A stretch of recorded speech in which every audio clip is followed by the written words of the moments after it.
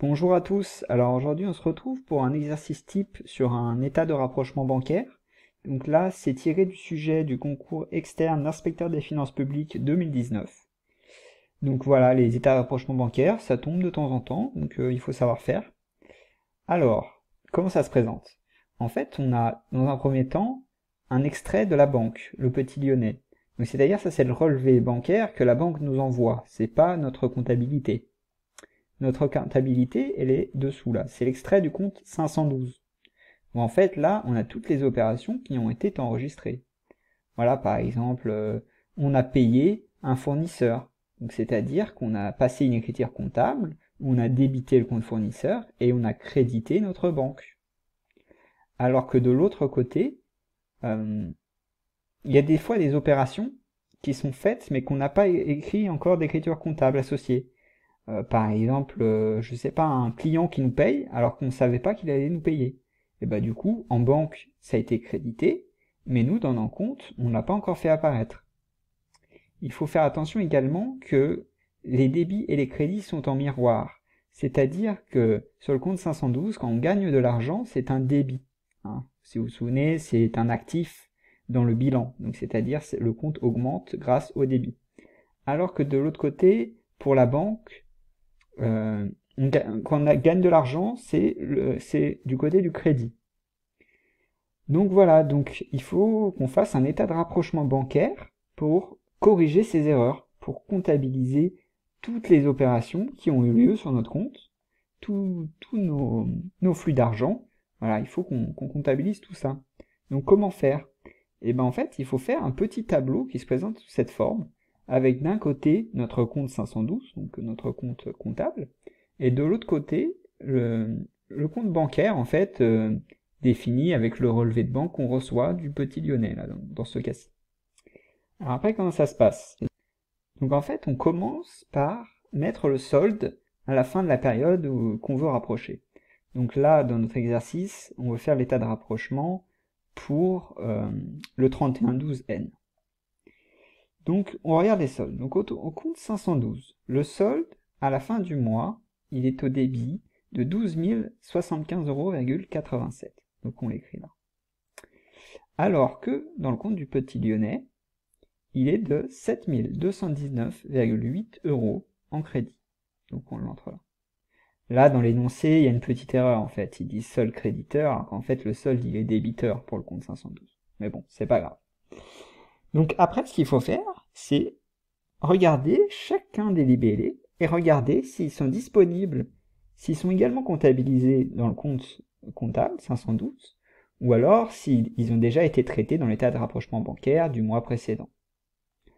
Alors, commençons. Donc le dépôt de chèque, voilà, d'un crédit de 1536,45 €.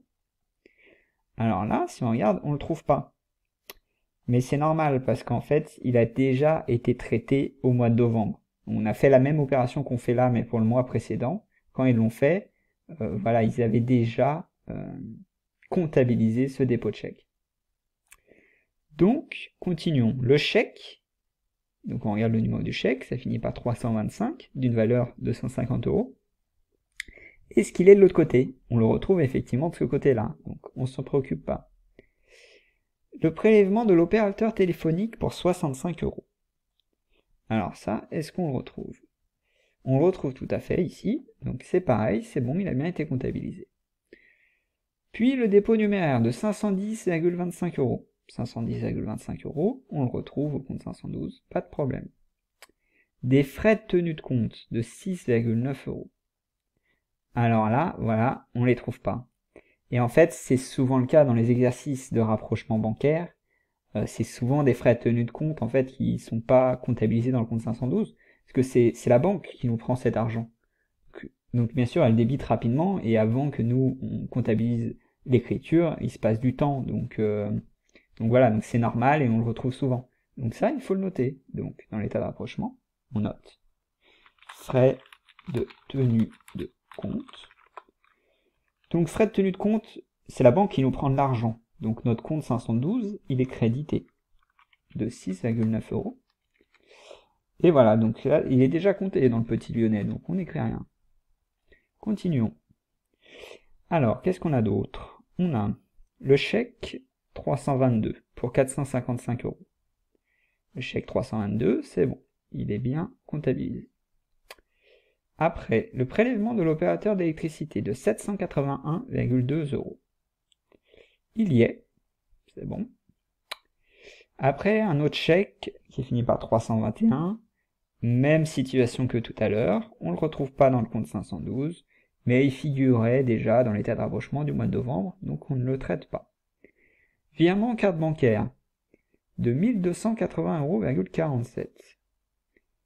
Alors là, on a un virement de carte bancaire, mais pas du même montant. Alors, est-ce que c'est le même virement ou pas? Là, quand on regarde les dates, les montants sont quasiment similaires. Voilà, on estime qu'en fait, c'est le même. C'est juste qu'il y a une erreur. On nous a fait un virement supérieur à ce qu'on attendait du client. Il s'est trompé, en fait. Il nous a donné 1280 €, alors que nous, on pensait recevoir seulement 1208 €. Donc voilà, donc faut faire attention parce que on pourrait être tenté de corriger deux choses, en fait. D'un côté, de corriger en disant voilà, là, dans le compte 512, on a oublié ces 1280 €, et du côté de la banque, on a oublié les 1208 €. Mais ça serait faux, en fait, ça augmenterait notre compte, on s'attendrait à recevoir encore 1200 €, alors qu'en fait, non, c'est la même chose. Donc, il faut juste comptabiliser l'erreur. Donc, c'est l'erreur virement carte bancaire, qui est quand on fait la différence de 1280,47 € et 1208,47 €, il y a 72 € de différence.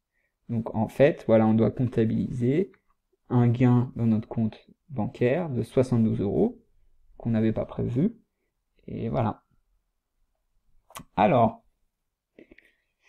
après ça, on a quoi? Un virement client, la tarte à mamie de 1500... Ah non, excusez-moi. Frais sur encaissement de carte bancaire de 12,8 €. Alors là, on ne l'a pas. Donc, voilà, comme même principe que pour les frais de tenue de compte, hein, on l'écrit. Frais encaissement carte bancaire 12,8 €. Voilà, c'est de l'argent qu'en fait on a payé, donc il faut qu'il soit crédité de notre compte 512. Après ça, virement client, la tarte à mamie de 1556,63 €. Et là, quand on regarde, on l'a pas, ce virement. Donc en fait, ça veut dire que la tarte à mamie nous a payé en avance, ou en tout cas, elle nous a pas prévenu qu'elle nous payait, donc on n'avait pas pu enregistrer l'opération. Mais maintenant, voilà, on va l'enregistrer dans l'état de rapprochement bancaire. Donc virement client, la tarte à mamie pour 1556,63 €. Voilà. Après, un chèque, le chèque 323 pour 152 €. Là, pas de problème, il y est. Le chèque 324 pour 935 €. Même chose. Un prélèvement échéance trimestrielle d'un emprunt de 800 €, dont 23 € d'intérêt. Alors là, pareil, il n'a pas été comptabilisé, c'était sûrement un prélèvement automatique, on a oublié de le comptabiliser, donc voilà, il faut qu'on le comptabilise maintenant dans l'état de rapprochement bancaire. Donc prélèvement emprunt, voilà. Là je note qu'il y a 23,3 € d'intérêt parce qu'on en aura besoin derrière pour passer les écritures comptables. Ça se traite pas pareil pour ce qui est donc du remboursement de l'emprunt et des intérêts bien sûr. Donc pour 800 €, qui est donc crédité de notre compte 512. Après ça, qu'est-ce qu'on a? Un prélèvement mensuel de crédit bail de 150 €, ça on l'a déjà prévu. Un chèque impayé. Alors là, voilà, nous ce chèque, on pensait recevoir l'argent, donc c'était un débit, mais en fait, s'il est impayé. Du coup, il faut prendre en compte cette opération, c'est de l'argent qu'on n'a pas, donc il faut l'enlever de notre compte. Chèque impayé, client, levure. 230 €. Ok. Donc voilà, donc ça on a regardé toutes les opérations qu'il y avait sur notre relevé bancaire, et on a regardé si on les avait dans le compte 512, et on a rajouté celles qui n'étaient pas dans notre compte 512. Mais des fois il y a l'inverse aussi. On a par exemple envoyé un chèque à la banque, Donc nous, on l'a enregistré, on a dit on a déjà l'argent sur notre compte. Alors qu'en fait, la banque n'en a pas reçu encore, donc il n'est pas encore disponible dans le relevé. Donc ça, c'est pareil, il faut regarder, parce que le but, c'est qu'à la fin, on trouve le même montant entre notre compte 512 et le relevé de banque. Donc il faut corriger le relevé de banque. Même si c'est des opérations qui vont pas forcément être comptabilisées derrière, voilà, faut l'écrire quand même dans l'état de rapprochement bancaire. Donc quand on regarde, ça on a déjà vu tout à l'heure, le dépôt numéraire aussi, le chèque 323, l'opérateur téléphonique, voilà, là par contre, voilà, ce chèque-là, 326, 315 €, il n'y est pas. Regardez, une banque ne l'a pas reçu, en tout cas il n'est pas disponible dans le relevé bancaire. Alors là, c'est souvent en fait vers la fin du mois. Bon là c'est le 18, hein, mais bon c'était en décembre, donc avec Noël et tout, ça peut être possible qu'il ne soit pas encore comptabilisé. Mais voilà, dans les exercices, c'est souvent les derniers chèques du mois qui ne sont pas encore comptabilisés en banque, parce que bien sûr il y a le délai de la poste, etc. Ça prend plusieurs jours. Donc on va l'écrire. Chèque numéro 4562326, voilà, pour un montant de 315 €. Donc toujours, hein, c'est l'effet miroir hein, pour l'état de rapprochement bancaire. Donc comme c'est un chèque en fait qu'on paye, hein, c'est de l'argent qui part de notre compte en banque, et bah du coup il est débité dans notre relevé bancaire. Donc 315 €. Voilà. Après qu'est-ce qu'on a? Voilà, pareil, des dépôts de chèques encore, hein, qui n'ont pas été encore reçus par la banque. Donc voilà, il faut les prendre en compte. Donc dépôt de chèque, dépôt de chèque. Dépôt de chèque. D'un montant, là c'est de l'argent qu'on reçoit cette fois, donc 4500 € au crédit du compte de la banque. Et enfin, même chose avec un dépôt d'espèces. Dépôt d'espèces d'un montant quand même de 1350 €. 1350 €. Voilà, donc maintenant bah, on vérifie, on regarde hein, le total. Donc on fait la somme de toute la colonne débit et la somme de toute la colonne crédit. Ça nous donne donc le total débit, total crédit. Et on peut calculer le solde, donc en faisant la différence des deux. On trouve là un solde du coup débiteur de 12 754,8 €. Alors que du côté du Petit Lyonnais, c'est l'inverse, hein, ça fait un solde créditeur de 12 754,8 €. Donc voilà, c'est bon, on a réussi parce que on a bien corrigé les erreurs. Hein. À la base, sans l'état de rapprochement bancaire, il y avait quand même pas loin de 5000 € d'écart entre les deux. Donc voilà, faut savoir d'où ils viennent ces 5000 €. Donc voilà, donc ça c'est la première partie de la question, hein, établissez l'état de rapprochement bancaire. La deuxième partie, c'est d'enregistrer au livre journal les écritures qui en découlent. Alors, comment on va faire ça? Alors, ben, on va regarder, hein. Donc, déjà, on peut regarder ce qu'on rajoute à la banque. Quel argent on a gagné? C'est ce qui nous intéresse en entreprise. Donc, qu'est-ce qu'on gagne? Une erreur, virement bancaire. Alors, comment on va gérer ça? Eh ben, en fait, on va utiliser un compte, un sous-compte qui n'est pas dans le plan comptable général. Et on va utiliser le compte 5115, qu'on va appeler encaissement CB, et donc on va mettre toutes nos erreurs d'encaissement CB dans ce compte-là. Voilà. Après, qu'est-ce qu'on a d'autre? On a un virement de client de la tarte à la mamie. Donc ça, bah ça c'est classique, hein. On va du coup créditer un compte client, parce que quand on a vendu notre produit, on avait comptabilisé une écriture où le compte client était au débit. Donc maintenant, bah, il faut le créditer. Voilà, client pour 1556,63 €. Voilà. Après, qu'est-ce qu'on a d'autre? Donc voilà, là c'est tout hein, pour les gains d'argent. Le reste, c'est des crédits. Donc, le total, c'est, on a dit, 949,7 €. Donc ça, je vais tout de suite le mettre. C'est ce qui va partir de la banque. Donc, 949,7 €. Voilà.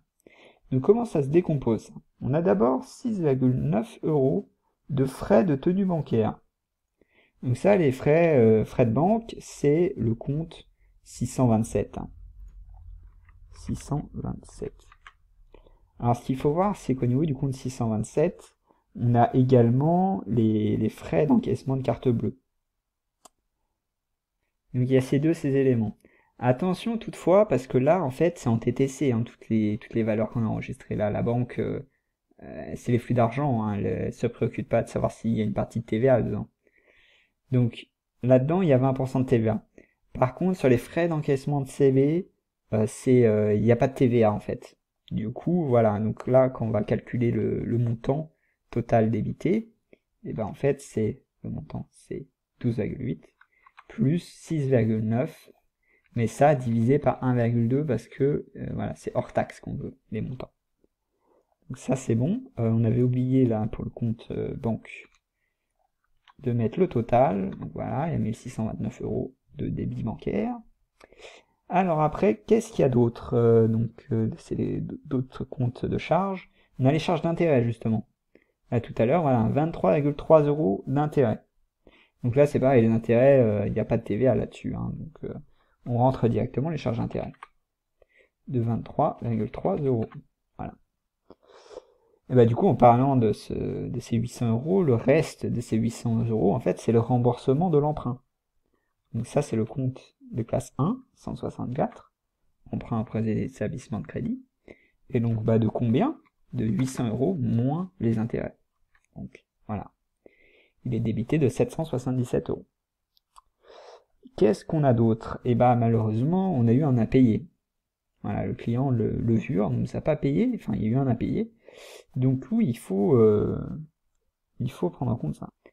Du coup, voilà, pas de difficulté particulière, hein, c'est le compte client. Bah, du coup, voilà, finalement, il nous doit les 130 €, il les a pas payés.